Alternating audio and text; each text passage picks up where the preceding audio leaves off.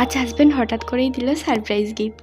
তো hello everyone, welcome back to my channel. আশা করছি তোমরা সবাই খুব ভালো আছো আর আমিও খুব ভালো আছি। তো আজকে হাজব্যান্ড ডিউটি থেকে ফেরার পথে এই যে আমার জন্য সবুজ চুড়ি আর নেল পালিশ নিয়ে এসছে। ওই আজকে শ্রাবণ মাস পড়ে গেল তাই। তো গিফট পেয়ে তো আমি খুব খুশি আর সঙ্গে সঙ্গে পরেও নিয়েছি, পরে তাই তোমাদের একটু দেখাচ্ছিলাম। তারপর বানিয়ে নিলাম চা।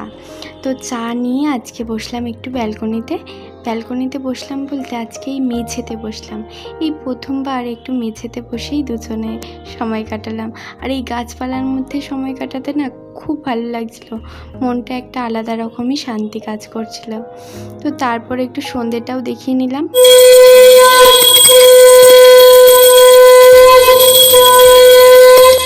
তারপর এখানে রেডি হয়ে বেরিয়ে পড়েছি। ওই আজকে একটু টুকটাক কেনার ছিল তাই বেরিয়েছি আর কি। একটা টব নেওয়ার ছিল, তো প্রথমে একটা টবের দোকানে চলে গেছিলাম। সেখানে অনেক ওই কাঁচের জিনিসপত্রও ছিল আর কি। আর একটা পামোছাও নিলাম। তারপর সবজি কিনে বাড়ি চলে এসেছি।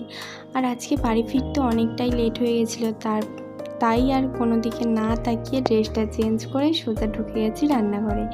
আর জিনিসগুলো একটু দেখে নিলাম। তো এদিকে আজকে বানাবো একটু চিলি পনির, তো সেটারই প্রিপারেশন নিচ্ছিলাম। তো ব্যাস আমার হয়েও গেছে। তো এবার আজকে আর রুটিটা বানাইনি, বাইরে থেকেই কিনে এনেছি। যেহেতু একটু চিলি পনির বানাবো ভেবেছিলাম তাই রুমালি রুটি নিয়ে এসেছিলাম।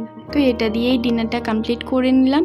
তারপরে এদিকে চলে এসেছি রান্নাঘরে। ওই রাতের বাসনগুলো একটু মেজে রাখবো আর রান্নাঘরটা একটু ক্লিন করে নেবো। যেহেতু সকালে উঠলে এরকম ক্লিন রান্নাঘর দেখতে খুব ভালো লাগে তাই। তো তারপর একটু আমন্ডটাও ভিজিয়ে দিলাম। তো ব্যাস আজকের দিনটা এইভাবেই কাটলাম। Thanks for watching, tata.